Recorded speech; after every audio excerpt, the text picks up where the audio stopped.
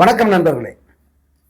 அண்மை காலத்தில் தமிழ்நாட்டு அரசியலில் இதுவரைக்கும் பார்க்காத நிகழ்ச்சிகள் எல்லாம் அரங்கேறிக்கிட்டு இருக்கு.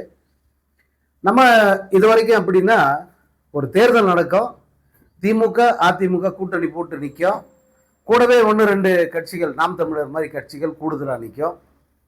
திமுகவோ அதிமுக வெற்றி பெறும், அறுதி பெரும்பான்மையோட வெற்றி பெறுவாங்க, கூட்டணி கட்சிகளும் ஜெயிப்பாங்க. ஆனால் அவங்களுக்கு ஆட்சியில் பங்கு இருக்காது. அவர்களை பெரும்பான்மை பெற்ற அந்த கட்சியை ஆளுநர் அழைப்பார். அவங்களும் பதவியேற்பு நிகழ்ச்சி நடத்துவாங்க. அந்த பதவியேற்பு நிகழ்ச்சியை நம்ம பார்த்துருப்போம். அதற்கு பிறகு ஆட்சி நடக்கும். முதல் ஆண்டு அல்லது முதல் 6 மாத காலம் அமர்க்கலமாக ஆட்சி நடக்கும். அப்புறம் வழக்கம் போல் ஆட்சி எப்பயும் பார்த்த அந்த காட்சிகளெல்லாம் அரங்கேறும். இதுதான் நம்ம இதுவரைக்கும் பார்த்தது. இப்போ முதல் முறையாக ஆட்சி அமைப்பதற்கே சிக்கல் அப்படிங்கிற ஒரு நிலை வந்திருக்கு. விஜய் ஆளுநரை 2 முறை சந்திச்சாப்புல. அதில் முதல் முறை சந்தித்த போது விஜய்க்கு 108 எம்எல்ஏக்கள் அவருடைய கட்சியை சேர்ந்தவர்கள் ஆதரவு இருந்தது. அந்த கடிதத்தை கொடுத்தாரு. அடுத்து 2வது முறை இன்னைக்கு சந்திச்சாரு. அப்போ 113 எம்எல்ஏக்கள் ஆதரவு இருக்குன்னு காங்கிரஸ் எம்எல்ஏக்கள் ஆதரவெல்லாம் சேர்த்து கொண்டு போய் கொடுத்தாரு. 2 முறையுமே ஆளுநர் அவருக்கு திருப்தி இல்லை. ஏன்னா உங்களுக்கு பெரும்பான்மை எப்படி நிரூபிப்பீங்கன்னு கேட்டால் அதை விஜய் ஆளுநர் திருப்தி அடைகிற மாதிரியான பதிலை சொல்லலை. 2வது முறை இன்னைக்கு சந்திச்ச பிறகு, ஏன்னா இன்னைக்கு பதவியேற்பு விழா இருக்கும், விஜய் முதல்வராக பதவி ஏற்றுப்பாரு அப்படின்னு சொல்லிட்டு ஏற்பாடுகள்லாம் செஞ்சுட்டு இருந்தாங்க. ஆனால் ஆளுநர் அங்கே ஒப்புதலே தரல, ஆட்சி அமைக்க அழைப்பு விடுக்கல, பெரும்பான்மை இல்லை அப்படிங்கிற ஒரு சூழலில் நீங்கள் எப்படி அதுக்குள்ள நேரு ஸ்டேடியத்தில் முதல்வர் பதவி ஏற்பதற்கான ஏற்பாடுகள் எப்படி செய்யலாம் அப்படின்ற கேள்வியை அவர் கேட்டிருக்காரு. இன்னைக்கு அவர் விஜய் போய் சந்திச்சப்போ எல்லா டீட்டெயிலும் எப்படி நீங்கள் பெரும்பான்மை நிரூபிப்பீங்க, பெரும்பான்மை உறுப்பினர்கள் எங்கே இருக்காங்க, யார்கிட்ட நீங்கள் கேட்பீங்க அப்படிங்கிறதெல்லாம் அவர் கேட்டிருக்காரு. விஜய் சொன்ன பதில் அவருக்கு திருப்தி இல்லை. இப்போ நீங்கள் என்னுடைய வீடியோவை பார்த்துக்கிட்டு இருக்கிற இந்த நேரத்தில் அல்லது நான் இந்த வீடியோவை பேசிக்கிட்டு இருக்கிற நேரத்தில் ஆளுநர் தெளிவான பதிலை சொல்லிட்டார். விஜயை ஆட்சி அமைக்க அழைக்க முடியாது, காரணம் விஜய்க்கு பெரும்பான்மை இல்லை. இதுதான் ஆளுநர் சொன்ன பதில். இந்த பதிலில் எல்லா பாசிபிலிட்டிஸும் அடங்கி போச்சு. அதாவது விஜய்க்கு மேலும் 7 எம்எல்ஏக்களுடைய ஆதரவு தேவை. அந்த 7 பேரும் திமுக கூட்டணியில் இருந்து ஜெயிச்சு போனவங்களாக தான் இருக்காங்க. அந்த சைடு அதிமுக தரப்புல இருந்து யாருமே வர்றதா இல்லை. இவர் காலம்பூரா கட்சி ஆரம்பிச்சதுலேருந்து இப்போ வரைக்கும் திட்டிக்கிட்டு இருக்கிறது யார? திமுகவை. எல்லாத்துக்கும் திமுக காரணம்னு சொல்லிட்டு இருந்தார்ல. இன்னைக்கு இவருக்கு ஸ்பிளிட்டட் வெர்டிக்ட் கிடைச்சிருக்கு. அதாவது பெரும்பான்மை கிடைக்கல, அதிக எம்எல்ஏக்கள் கிடைச்சிருக்காங்க. இப்போ கூடுதலாக தேவைப்படுகிற அந்த 13 எம்எல்ஏக்கள், அதாவது 11 எம்எல்ஏக்கள் கூடுதலாக தேவைப்படுறாங்க.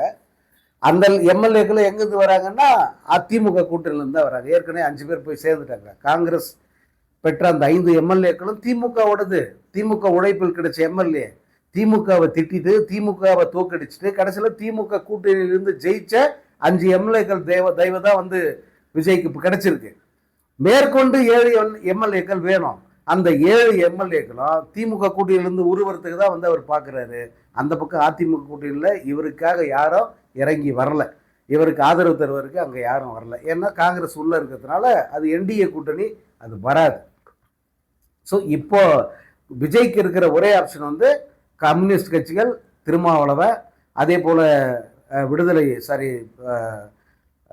பிரேமலதா விஜயகாந்த், அப்புறம் இன்னும் ஒருத்தர் இருக்கார், அவர் அந்த அமமுக தினகரன், அந்த ஒரு எம்எல்ஏ.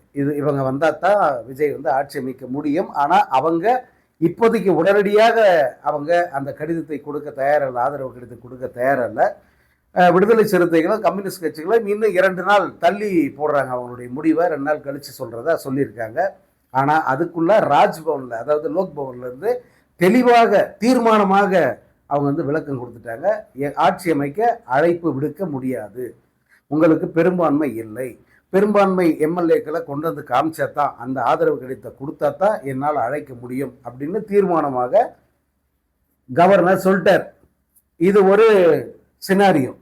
இன்னொரு சினாரியோ இருக்குது, ரொம்ப பயங்கரமானது, மிக மிக ஆபத்தானது.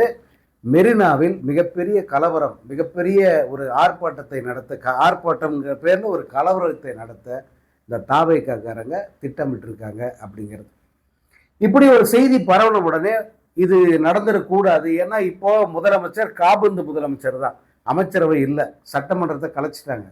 முதல்வர் மட்டும்தான் இன்னும் பதவியில் இருக்காரு. ஸ்டாலின், மு க ஸ்டாலின் அவர்கள் காபந்து முதல்வராக இருக்கார்.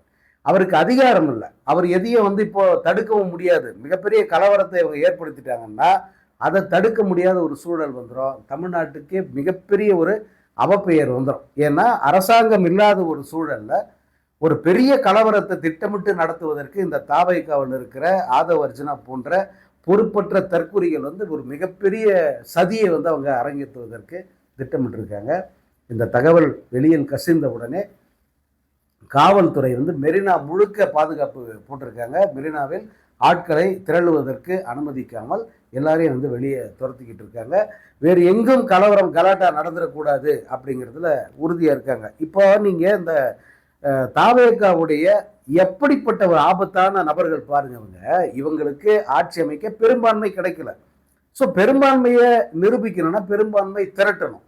திரட்டுறது என்ன வேலையை அந்த வேலையை பார்க்கலாம். யாரும் அவங்க குறுக்க படுத்துடல. திருமாவளவன் வீட்டுக்கு போங்க, அல்லது கம்யூனிஸ்ட் கட்சிகளோட ஆஃபீஸுக்கு போங்க, இல்லை எடப்பாடி பழனிசாமி போய் பாருங்க. உண்மையிலேயே விஜய் எல்லாம் அரசியலில் ஒரு பக்குவமான நிலையை அடையணும்னா நியாயமாக என்ன பண்ணியிருக்கணும்? பெரும்பான்மை இல்லை. நம்ம ஆட்சி அமைக்கணும்னா என்ன பண்ணுன்னா யாரையுமே கோபப்படுத்தக்கூடாது. கோபப்படுத்தாத ஒரு முடிவை எடுக்கணும்னா என்ன பண்ணியிருக்கணும்? முதல்ல அரசியலில் ஜெயிச்சிட்டிங்கள, திமுகவை திட்டினீங்க, பரவாயில்ல ஜெயிச்சிட்டீங்க.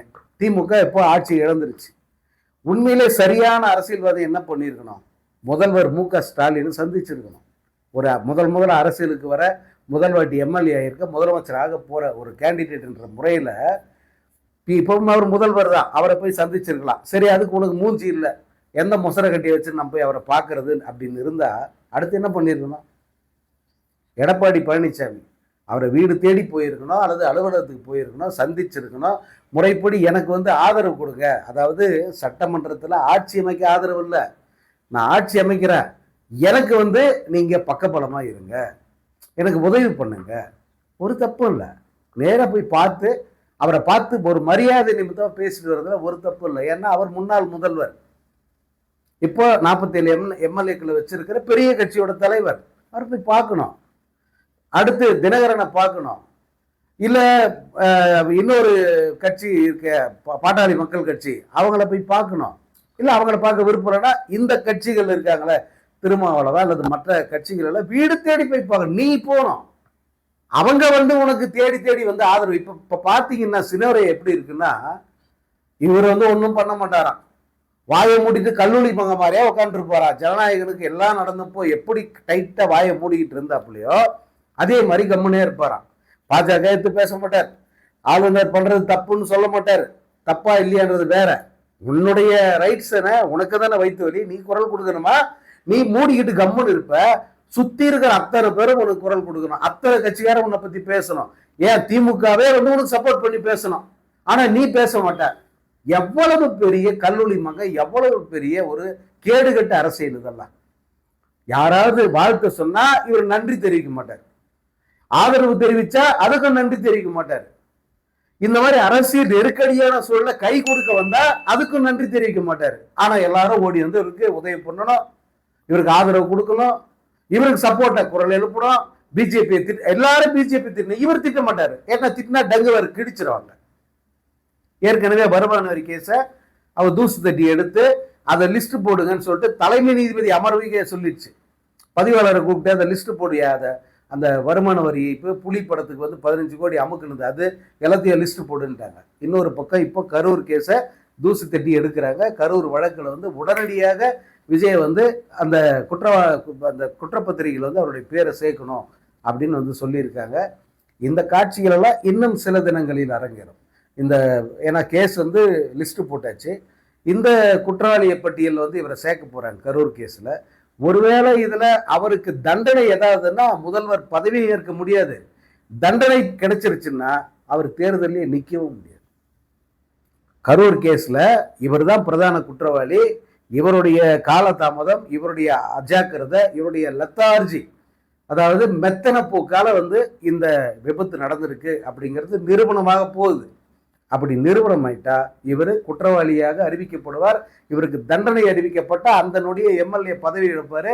அடுத்து இவர் நிரந்தரமாக தேர்தலில் போட்டியிடக்கூட முடியாது. 2 வருஷம் பிளஸ் அந்த தண்டனை வந்ததுன்னா அந்த நிலைமை வந்து இப்போ இருக்கு. பிஜேபி வந்து அதை நோக்கி காயை நகர்த்துறதை பார்க்க முடியுது. உடனடியாக வந்து இது பிஜேபி வந்து விஜயை தன்னுடைய பகடைக்கையை பயன்படுத்த இவங்க வந்து திட்டம் போடுறாங்க, நெருக்கடி கொடுக்குறாங்க, அப்படியெல்லாம் வந்து திருமாவளவன் போன்றவர்கள்லாம் சொல்கிறாங்க. எல்லா வாய்ப்பும் அவங்க பயன்படுத்துவாங்க.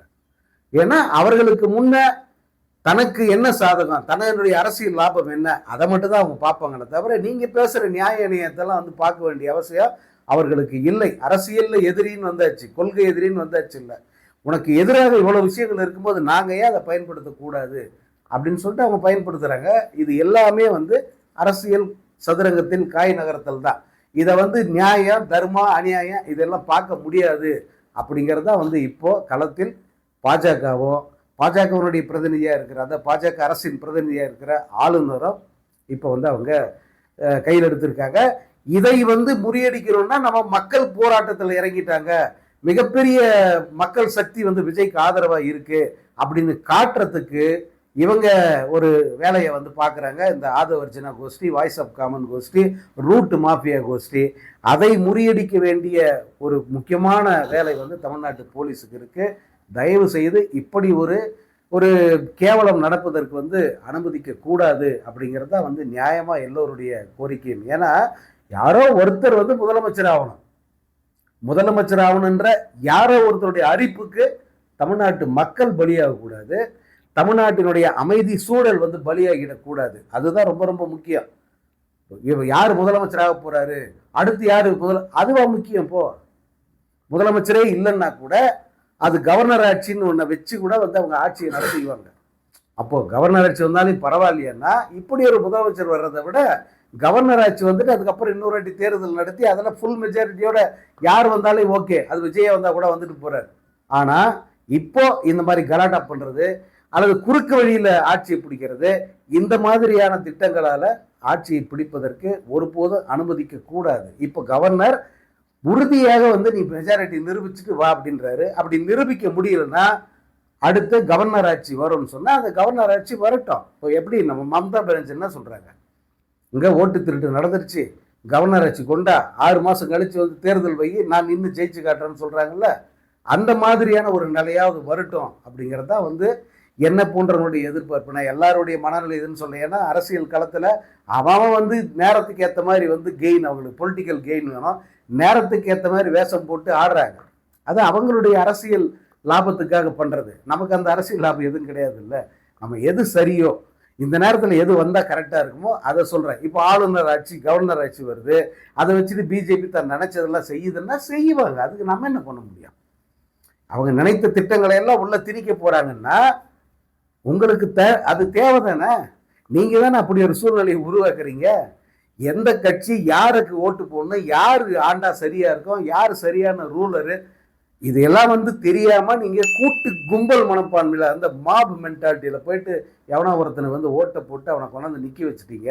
இன்னைக்கு வந்து அரசியல் களம் வந்து கொஞ்சம் கூட ஸ்டெபிலிட்டி இல்லாமல் ஆட்டம் கண்டுகிட்டு இருக்கு. இதற்கு காரணம், இதற்கு பொறுப்பானவர்கள் யாரோ அதற்கான பலனை வந்து அவங்க தான் அனுபவிக்கிறாங்க.